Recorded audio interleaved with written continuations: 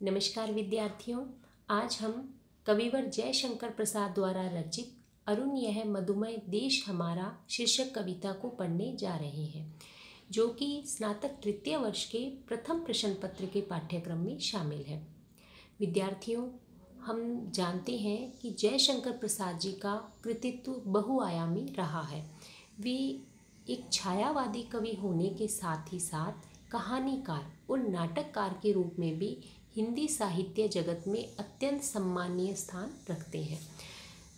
प्रस्तुत कविता अरुण यह मधुमय देश हमारा प्रसाद जी द्वारा रचित चंद्रगुप्त नाटक के द्वितीय अंक के प्रथम दृश्य से ली गई है, जहां सिकंदर के सेनापति सेल्यूकस की पुत्री कार्नेलिया भारत के प्राकृतिक सौंदर्य और भारत के सांस्कृतिक गौरव को इस गीत के माध्यम से प्रस्तुत कर रही है। भारत विजय अभियान के तहत जब सिकंदर ने भारत पर आक्रमण किया तो सिकंदर के साथ उनके सेनापति सेल्यूकस और सेल्यूकस की पुत्री कार्नेलिया का भी भारत आगमन हो गया। कार्नेलिया यद्यपि विदेशी है, किंतु उसका अंतःकरण भारतीय है, और जब वह लंबे समय तक भारतवर्ष की भारत भूमि के सानिध्य में रहती है तो वह भारत के प्राकृतिक सौंदर्य, भारत की सभ्यता और सांस्कृतिक गौरव से न केवल परिचित होती है, अपितु उससे प्रभावित अभिभूत भी हो जाती है। प्रस्तुत कविता में कार्नेलिया भारत के प्रातःकालीन प्राकृतिक सौंदर्य को चित्रित कर रही है, साथ ही भारत के सांस्कृतिक गौरव को भी इसमें दिखाया गया है। हम सभी जानते हैं विद्यार्थियों कि प्रसाद जी अपने नाटकों में जिन गीतों को प्रस्तुत करते हैं या अपने नाटकों में जो विषय वस्तु लेते हैं, उस विषय वस्तु के अंतर्गत उन्होंने भारत के सांस्कृतिक गौरव, भारत की जो गौरवशाली परंपरा है, स्वर्णिम इतिहास है, उसे भारतीय जनमानस के सामने उद्घाटित किया है। तो इसी क्रम में यह गीत भी भारत की प्राकृतिक सौंदर्य और भारत के सांस्कृतिक गौरव को दर्शाने वाला है। तो यहाँ संदर्भ की अगर हम बात करें विद्यार्थियों, तो आपको बताया जा चुका है कि प्रस्तुत काव्यांश जयशंकर प्रसाद द्वारा रचित चंद्रगुप्त नाटक के द्वितीय अंक के प्रथम दृश्य से उद्धृत है। प्रसंग की अगर हम बात करें तो प्रस्तुत काव्यांश जो भारत के प्राकृतिक सौंदर्य और सांस्कृतिक गौरव से संबंधित है, सिकंदर के सेनापति सेल्यूकस की पुत्री कार्नेलिया इसे यहाँ गा रही है। सिंधु नदी के तट पर खड़ी कार्नेलिया, ग्रीक शिविर में सिंधु नदी के तट पर खड़ी कार्नेलिया भारत के प्रातःकालीन प्राकृतिक सौंदर्य से अभिभूत होकर, अत्यंत उल्लसित होकर अपने उद्गारों को उद्घाटित करते हुए कहती है, अरुण यह मधुमय देश हमारा, कि हमारा यह भारतवर्ष है, यह मधुरता से परिपूर्ण है, अमृत के समान आनंद देने वाला है और अरुणिम आभा से युक्त है, जहाँ पहुँच अनजान क्षितिज को मिलता एक सहारा। भारतवर्ष एक ऐसा देश है जहाँ अनजान क्षितिज को भी एक आश्रय प्राप्त हो जाता है। कहने का तात्पर्य है, जितने भी विदेशी आक्रमणकारी जातियों ने भारत पर आक्रमण किया है, आर्यों से लेकर अंग्रेजों तक, सभी आक्रमणकारी जातियां पराजित होने के पश्चात यहीं भारत में ही आश्रय प्राप्त करके रह गई है। भारतीयों का जो हृदय है वह इतना विशाल है कि वह आक्रामक जातियों को भी अपने देश में आश्रय दे देती है।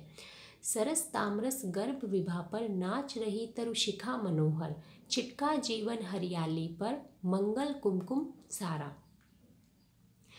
प्रातःकालीन प्राकृतिक सौंदर्य को निहारते हुए कार्नेलिया कह रही है कि जो प्रातःकालीन अरुणोदय की लालिमा है, वह कमलों के गर्भ में पराग कणों पर और वृक्षों की ऊंची ऊंची फुनगियों और चोटियों पर नाचती हुई सी प्रतीत हो रही है।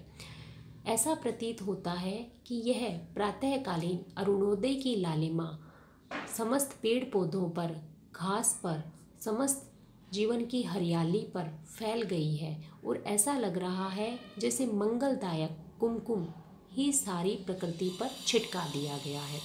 कहने का तात्पर्य है, ज्ञान का देवता सूर्य बुद्धि की प्रखरता के साथ साथ मंगलमय जीवन का वरदान संपूर्ण भारतीयों को दे रहा है। लघु सुरधनु से पंख पसारे, शीतल मलय समीर सहारे, उड़ते खग जिस ओर मुँह किए, समझ नीड़ निज प्यारा। इसी प्राकृतिक सौंदर्य की छटा को निहारते हुए कार्नेलिया इसी क्रम में कहती है कि प्रातः काल में जो शीतल मंद मंद हवा के झोंके चल रहे हैं, जो चंदन की सुगंध से युक्त हैं, ऐसे मन भावन मनोहारी वातावरण में जो पक्षी हैं वह भी अपने इंद्रधनुष के समान पंखों को फैलाकर भारतवर्ष को अपना प्रिय घोंसला, अपना घर समझकर इसी की तरफ मुंह करके उड़ चले हैं। कहने का तात्पर्य है कि जो पक्षी रात भर विश्राम कर रहे थे, प्रातःकाल होते ही उन्मुक्त रूप से आसमान में विचरण करने लगे हैं। प्रतीकार्थ ये है विद्यार्थियों कि जितनी भी विदेशी आक्रामक जातियां हैं वह भी भले ही विविध आक्रमण के भावों से परिपूर्ण होकर भारत में प्रवेश करती है, विविध इच्छाओं को लेकर भारत में प्रवेश करती है, किंतु यहाँ भारतीय संस्कृति की जो शीतल मंद समीर है उसका आश्रय पाकर वो पराजित होने के पश्चात भी भारतवर्ष को ही अपना प्रिय घर समझकर यहीं रच बस जाती है। बरसाती आँखों के बादल बनते जहाँ भरे करुणा जल, लहरें टकराती अनंत की पाकर जहाँ किनारा। भारत में जो बादल भी है वह समय समय पर करुणा का जल भारत भूमि पर बरसाते रहते हैं। प्रतीकार्थ ये है कि जो भारतीयों का हृदय है वह प्रेम, दया और करुणा के जल से आप्लावित है और समुद्र की जो उत्ताल लहरें हैं वह भी भारत भूमि से टकराकर बिल्कुल शांत हो जाती है। जितनी भी आक्रमणकारी जातियां यहाँ आती है वह भारतीयों के प्रेम, दया और करुणा से प्रभावित होकर यहीं रह जाती है। हेम कुंभली उषा सवेरे, भरती ढुलकाती सुख मेरे, मदिर ऊँघते रहते जब जगकर रजनी भर तारा। विद्यार्थियों, इन अंतिम दो पंक्तियों में हमें मानवीकरण अलंकार और सांग रूपक अलंकार की सुंदर छटा देखने को मिल रही है। कार्नेलिया कह रही है कि उषा रूपी नायिका सूर्य रूपी घड़े को लेकर समस्त प्राणियों पर और समस्त प्रकृति पर सुखों की वर्षा कर रही है और रात्रि भर जागते रहने के कारण तारे भी भोर के समय हमें कुछ ऊँघते हुए से प्रतीत हो रहे हैं। यहाँ हमें प्रकृति का आलंबन और उद्दीपन दोनों ही रूपों का चित्रण दिखाई दे रहा है और साथ ही प्रकृति पर मानवीय क्रियाओं का आरोप किया जाने के कारण मानवीकरण अलंकार देखने को मिल रहा है और साथ ही हमें यहाँ सांग रूपक की छटा भी देखने को मिल रही है।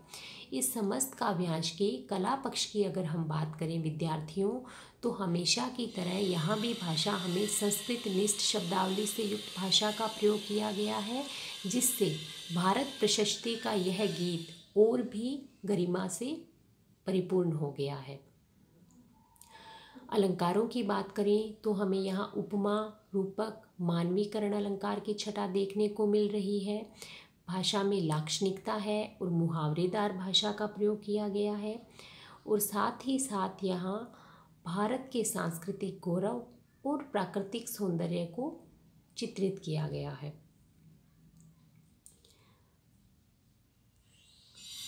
प्रसाद गुण से युक्त यह काव्यांश है जहाँ हमें भारत की प्रशस्ति एक विदेशी युवती के मुख से देखने को मिल रही है। तो आज के वीडियो में इतना ही। धन्यवाद।